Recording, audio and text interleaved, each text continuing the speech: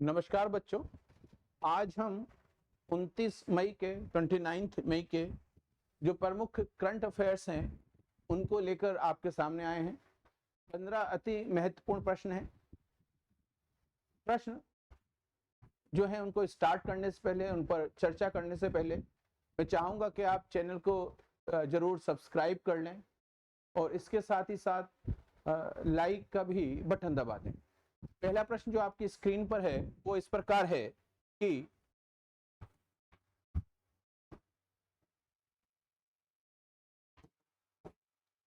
हाल ही में किस देश में बर्ड फ्लू का पहला मामला पाया गया है।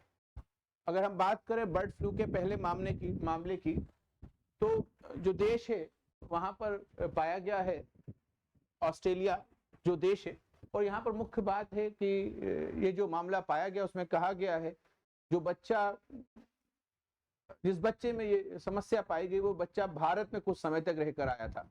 तो थोड़ा चिंताजनक विषय है। इसको हम देख लेते हैं कि ऑस्ट्रेलिया में इंसानों में बर्ड फ्लू का पहला मामला सामने आया है और ऑस्ट्रेलिया के स्वास्थ्य विभाग ने कहा है कि यह बच्चा कुछ सप्ताह पहले भारत में रहते हुए इस संक्रमण की चपेट में आया था। तो ध्यान दें, चिंताजनक मामला है। बर्ड फ्लू क्या है बच्चों? एक वायरल इन्फेक्शन है जो पक्षियों के माध्यम से फैलता है और मनुष्य में आ जाता है। संक्रमित जानवर के शरीर के थूक, लार, सांस की बूंदों या भाप के संपर्क में आने से हो जाता है। ये तो बात हो गई इस प्रश्न पर जो हमने चर्चा की है। स्टैटिक जीके में अगर हम देख लें तो ऑस्ट्रेलिया की राजधानी कैनबरा है, मुद्रा ऑस्ट्रेलियाई डॉलर है और प्रधानमंत्री एंथनी अल्बानीस है। इंपॉर्टेंट है, प्रधानमंत्री का नाम याद रखेंगे।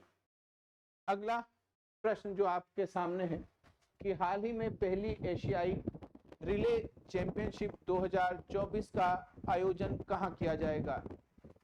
रिले चैंपियनशिप इस प्रकार से होती है कि एक टीम होती है जो पूरी टीम मिलकर दौड़ती है। पहले एक खिलाड़ी दौड़ता है, फिर आधे रास्ते बाद दूसरा, फिर तीसरा, फिर चौथा, इस तरह से रिले होती है। और यह जो आयोजित की जाएगी वह थाईलैंड की राजधानी बैंकॉक में की जाएगी।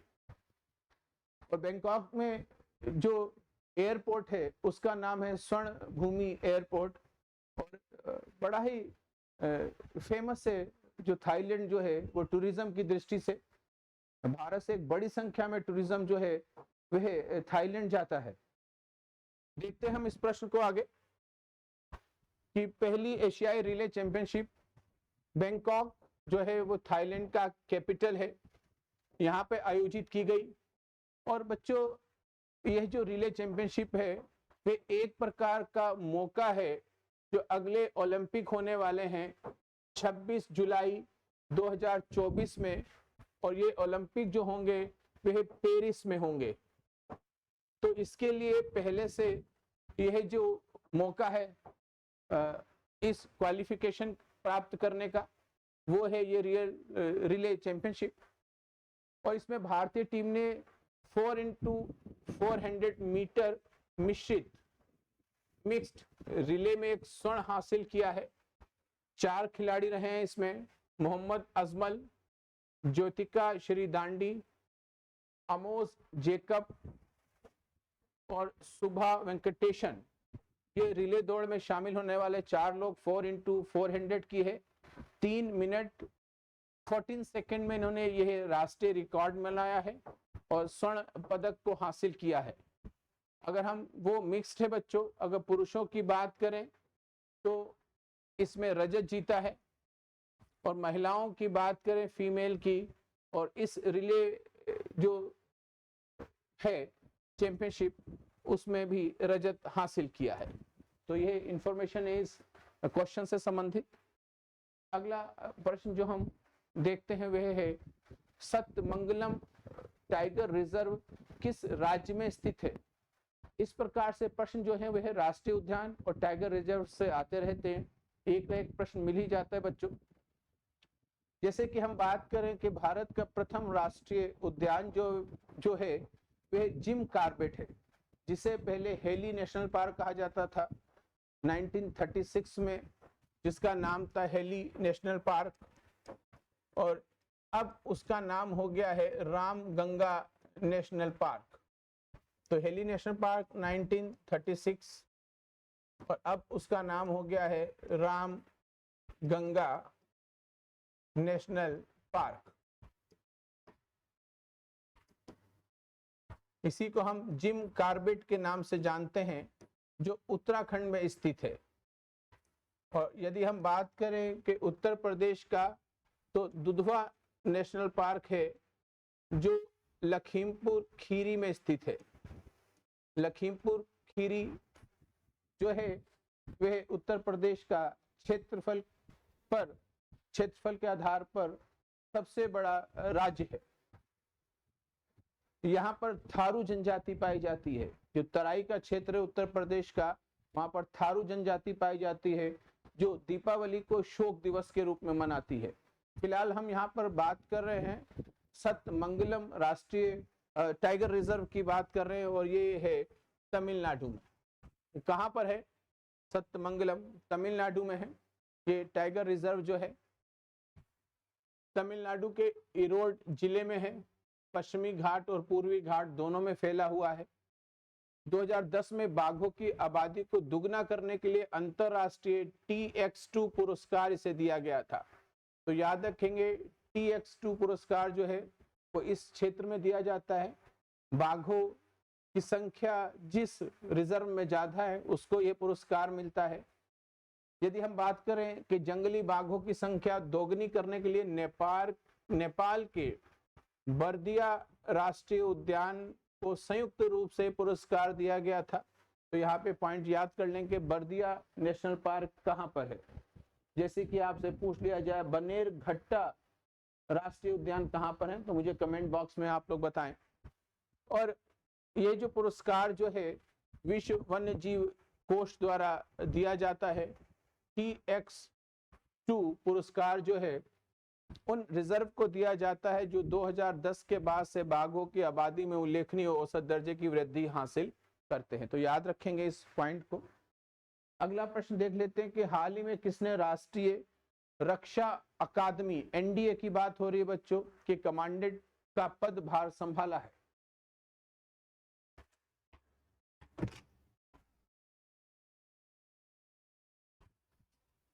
नेशनल डिफेंस अकादमी के जो कमांडेंट का पदभार संभाला है गुरुचरण सिंह ने। हमारे देश की तीनों ही सेनाओं के अधिकारियों का प्रशिक्षण जो है वह NDA द्वारा दिया जाता है, और यह NDA अकादमी जो है ये देखिए एडमिरल गुरुचरण सिंह, और यहाँ पर तीनों सेनाओं की बात हो रहा है, थल सेना, नौसेना और वायु सेना। इनके कैडेट जो हैं उनको ये प्रशिक्षण दिया जाता है। कहाँ पर है? पुणे में है, महाराष्ट्र के ये अकेडमी। और किस स्थान पर, यह प्रश्न बहुत बार आ चुका है, खड़कवासला। कहाँ पर है? महाराष्ट्र के पुणे में खड़कवासला में NDA है। इसकी स्थापना जो हुई थी राष्ट्रीय रक्षा अकादमी की 1954 में इसकी स्थापना हुई थी। अगला प्रश्न, हाल ही में किसे भारतीय घुड़सवारी महासंघ का प्रमुख नियुक्त किया गया है? नजमी वजीरी को जो है वह इसका प्रमुख नियुक्त किया गया है। दिल्ली उच्च न्यायालय के भारतीय घुड़सवारी महासंघ के प्रशासन की निगरानी के लिए न्यायमूर्ति नजीम वजीरी को जो है यहाँ की प्रशासनिक समिति का अध्यक्ष नियुक्त किया गया है। और इसका सदस्य किसे नियुक्त किया गया, ये यहाँ पर दिया गया है। अगला प्रश्न है गिलसे 12B क्या है? गिलसे 12B जो है वो अर्थ साइज एक्सोप्लेनेट है। अर्थ साइज एक प्लेनेट है, एक्सोप्लेनेट है। ये अंतरिक्ष में है। खगोलीय घटना की बात हो रही है बच्चों, और इसको जो देखा जाता है वह जो टेलीस्कोप का प्रयोग किया गया है, जो सैटेलाइट ट्रांजिस्टिंग एक्सोप्लैनेट सर्वे सैटेलाइट के द्वारा इसको देखा गया है।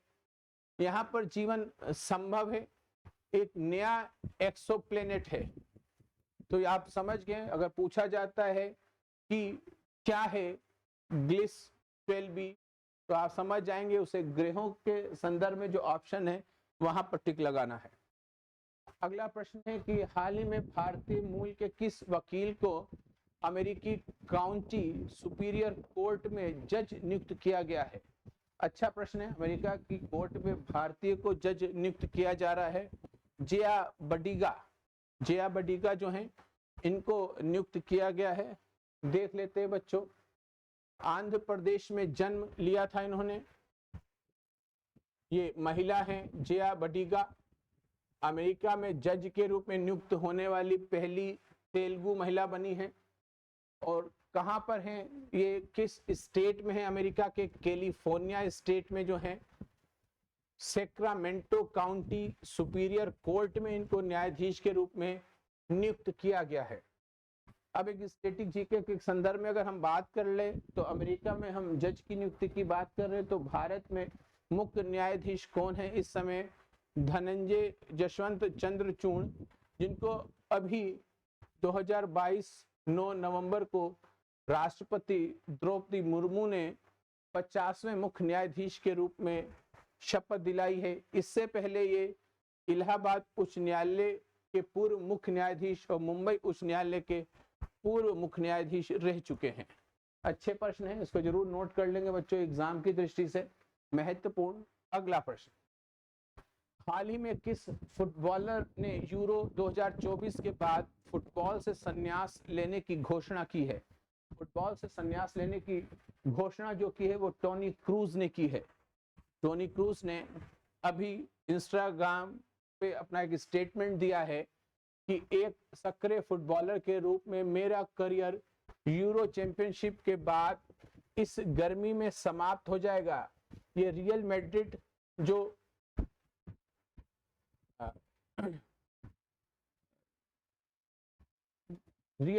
जो है वो एजेंसी है, ये क्लब है, सॉरी रियल मैड्रिड जो है क्लब है, इसके ये हैं। और इससे पहले भी ये कुछ महत्वपूर्ण मैचों को जीत चुके हैं। और UEFA यूरोपियन फुटबॉल चैंपियनशिप जो है इसे आम तौर पर यूरो कप बोला जाता है। तो यह प्रश्न भी आ चुका है कि यूरो कप किस खेल से संबंधित है, तो आप समझ जाएंगे कि यूरो कप जो है वो फुटबॉल से संबंधित है। और यूरो कप जो है हर 4 साल के बाद होता है। और इसका आयोजन जो स्टार्ट हुआ था यूरो क्लब का, यूरो चैंपियनशिप का, वो 1960 से हुआ था। अगला प्रश्न है कि हाल ही में धोखाधड़ी की रोकथाम के लिए स्विगी ने किसके साथ साझेदारी की है? इससे पहले भी इस प्रश्न पर हम चर्चा कर चुके हैं और वो है शील्ड के साथ ये साझेदारी की है। स्विगी की अगर हम बात करें तो इसका हेड ऑफिस जो है वो बेंगलोर में है। ऑनलाइन फूड डिलीवरी जो है ये प्लेटफॉर्म है और इसकी स्थापना 2014 में की गई थी हर्ष मजेटी द्वारा। तो ये कुछ प्रश्न याद कर लेंगे आप स्टैटिक जीके के लिए। अगला जो 10वां प्रश्न है कि हाल ही में राजस्थान के राष्ट्रीय मरुस्थल पार्क में आयोजित वार्षिक जल छिद्र सर्वेक्षण के दौरान कितने ग्रेट इंडियन बस्टर्ड देखे गए हैं? तो 64 जो हैं ग्रेट इंडियन बस्टर्ड जो हैं वो देखे गए हैं। कहां पर? राजस्थान में। राष्ट्रीय मरु उद्यान कहां पर है? ये सीधा सा प्रश्न पूछ लेते हैं। राजस्थान के जैसलमेर में। और यहाँ पर जो देखा गया 64 ग्रेट इंडियन बस्टर्ड देखे गए हैं। इससे पहले ये 42 थे, बढ़ गए हैं। ग्रेट इंडियन बस्टर्ड पक्षी जिसे राजस्थान में गोडावन के नाम से जाना जाता है, राजस्थान का राज्य पक्षी है, इंपॉर्टेंट है। भारतीय वन जीव संस्थान के केंद्रीय मंत्रालय के अनुसार अगस्त 2023 तक भारत में 150 ग्रेट इंडियन बस्टर्ड थे। फिलहाल ऊपर वाला इंपॉर्टेंट, कुछ खास बात थी। आगे, हाल ही में किस देश ने अपने राष्ट्रपति के दर्शन पर आधारित AI मॉडल लॉन्च किया है? जो राष्ट्रपति का दर्शन यानी उसको देखना है जो उसकी फिलॉसफी है, जो उसका मॉडल है, उसकी बात हो रही है। जो जो उसकी फिलॉसफी है उस पर एक मॉडल तैयार किया गया है, उसके दर्शन, उसकी विचारधारा, उसकी सोच पर। ऐसा ना लगे कि उसको देखने जा रहे हैं वैसा कोई दर्शन हो रहा है। तो ये चाइना ने किया है, चीन ने आर्टिफिशियल इंटेलिजेंस के आधार पर ये फिलॉसफी जो है राष्ट्रपति की, उसकी बात यहाँ पर की जा रही है कि चीन ने राष्ट्रपति शी जिनपिंग, याद रखेंगे किस राष्ट्रपति की फिलॉसफी, जो उसका पॉलिटिकल फिलॉसफी, उसके आधार पर एक बड़ा सा भाषा मॉडल विकसित किया है, जिसे चैट जीपीटी जैसे प्लेटफॉर्म के लिए सुरक्षित किया गया है। चीन की राजधानी बीजिंग है और चीनी मुद्रा है चीनी युआन। प्रश्न संख्या 12, हाल ही में किस देश ने ASMPA सुपरसोनिक क्रूज मिसाइल का सफल परीक्षण किया है? बताएंगे इसका आंसर। तो फ्रांस जो है, जिसकी राजधानी पेरिस, ने हाल ही में परमाणु हथियारों को ले जाने में सक्षम ASMPA सुपरसोनिक मिसाइल के सफल परीक्षण के साथ रक्षा में एक मील का पत्थर हासिल किया है। जमीन पर हमला करने वाली सुपरसोनिक क्रूज मिसाइल है। ये बात करी जा रही फ्रांस की एक बहुत ही महत्वपूर्ण उपलब्धि है। राजधानी पेरिस से जो सीन नदी के तट पर है, फ्रांस के राष्ट्रपति इमैनुअल मैक्रो हैं और फ्रांस के प्रधानमंत्री गैब्रियल अटल हैं। अगला प्रश्न कि हाल ही में चक्रवात रेमल का सबसे अधिक प्रभाव किस राज्य में पड़ा है? तो रेमल का प्रभाव जो है वो वेस्ट बंगाल में पड़ा है। और इस तरह से ये कुछ लोकल नाम भी जो हैं वो दिए जाते हैं चक्रवात को। और ये चक्रवात को नाम देने की शुरुआत जो हुई थी बच्चों 2004 में हुई थी, और तब से बांग्लादेश, भारत, श्रीलंका, म्यांमार, पाकिस्तान, थाईलैंड, मालदीव और ओमान द्वारा ये नाम सुझाए जाते हैं। और फिलहाल अभी जो नाम दिया गया है रेमल, यह ओमान द्वारा ही दिया गया है, जो पश्चिम बंगाल में आकर टकराया है। साइक्लोन कहते हैं जो चक्रवात को, और जो चक्रवात शब्द दिया था वो हेनरी पिडिंगटन ने दिया था। प्रश्न संख्या 14 जो है कि हाल ही में फ्रेड रोस का निधन हुआ है, वे कौन थे? इससे पहले भी कल परसों में पास्ट अवे से संबंधित बात की थी, और यहाँ पर हम बात करते हैं कि recently Fred Ross has passed away. Who was he? ये एक कास्टिंग डायरेक्टर रहे हैं अमेरिका के। देख लेते हैं कि रोस जो हैं अमेरिका के एक फिल्म निर्माता रहे हैं। इन्होंने द गॉडफादर पार्ट 2 जो मूवी बनाई थी उसके लिए इन्हें ऑस्कर पुरस्कार मिला था। इसी को ऑस्कर को ही हम कहते हैं सर्वश्रेष्ठ फिल्म का अकादमी पुरस्कार, या ऐसा पूछा जाए कि सर्वश्रेष्ठ फिल्म का अकादमी पुरस्कार किसे कहा गया है? ऑस्कर को कहा गया है। और जब हमने कल बात कर रहे थे रजनीकांत को लेके तो टॉलीवुड की बात की थी, हॉलीवुड और बॉलीवुड की बात की थी। हॉलीवुड जो है वो अमेरिका का फिल्म उद्योग जगत है, जो मुख्य रूप से है कैलिफोर्निया के लॉस एंजल्स में। यह प्रश्न ज्योग्राफी में आता रहता है। कहाँ पर है? मिलान में आता है, लॉस एंजलिस में है। और अगर हम बात करें कि हॉलीवुड के सबसे प्रसिद्ध पुरस्कार अकादमी पुरस्कार को ही क्या कहा जाता है? ऑस्कर पुरस्कार कहा जाता है। भारत का जो पहला ऑस्कर मिला था वो भानु अथैया को मिला था, अभी किसी भी एक्टर को नहीं मिला है। फिलहाल कॉस्ट्यूम डिजाइनर जो कपड़ों को बनाते हैं, जो मूवी में पहने जाते हैं, उनको मिला था। पहली भारतीय बनी है। 1983 में उन्हें ये पुरस्कार दिया गया था कॉस्ट्यूम डिजाइन करने के लिए। और किस फिल्म के लिए कॉस्ट्यूम डिजाइन किया था उन्होंने? गांधी फिल्म के लिए कॉस्ट्यूम डिजाइन किया गया था। जॉन मॉलो के साथ उन्हें संयुक्त रूप से ये पुरस्कार मिला था। अगला और अंतिम प्रश्न जो आपकी स्क्रीन पे है, देख लेंगे कि हाल ही में आरबीआई की रिपोर्ट के अनुसार वित्त वर्ष 2024 में भारत का शुद्ध एफडीआई कितने प्रतिशत घटा है, फॉरेन इन्वेस्टमेंट की बात हो रही है और वो 62% घटा है। समझ सकते हैं यहाँ पर देश के संदर्भ में स्थिति बेहतर है या नहीं है। अब ये विश्लेषण के आधार हैं और जरूरी नहीं कि जो भी एजेंसी बात कर रही है वो कहाँ तक सही है। तो हम विदेश जो प्रत्यक्ष विदेशी निवेश है एफडीआई वो 62% घटकर $10.58 बिलियन हो गया है। एफडीआई है फॉरेन डायरेक्ट इन्वेस्टमेंट, किसी एक देश की कंपनी का दूसरे देश में किया गया निवेश प्रत्यक्ष विदेशी निवेश कहलाता है। ऐसे निवेश से निवेशकों को दूसरे देश की उस कंपनी के प्रबंधन में कुछ हिस्सा हासिल हो जाता है जिसमें उसका पैसा लगा होता है। क्लियर हो गई ये बात, एफडीआई क्या है। अब हम बात कर लें थोड़ी सी स्टैटिक जीके के। भारतीय रिजर्व बैंक आरबीआई की स्थापना 1 अप्रैल 1935 को की गई थी और वर्तमान में इसके जो गवर्नर हैं वो श्री शशिकांत दास हैं। इसके साथ ही बच्चों इन 15 प्रश्नों की सीरीज यहाँ पर समाप्त होती है। कल हम पुनः फिर करंट अफेयर्स को लेके आएंगे। एक बार लाइक जरूर कर लें, चैनल को सब्सक्राइब कर लें और ये जो पढ़ाया गया उसे नोट कर लें और साथ ही साथ नोट्स बनाते चलें। फिलहाल आज के लिए इतना ही। नमस्कार।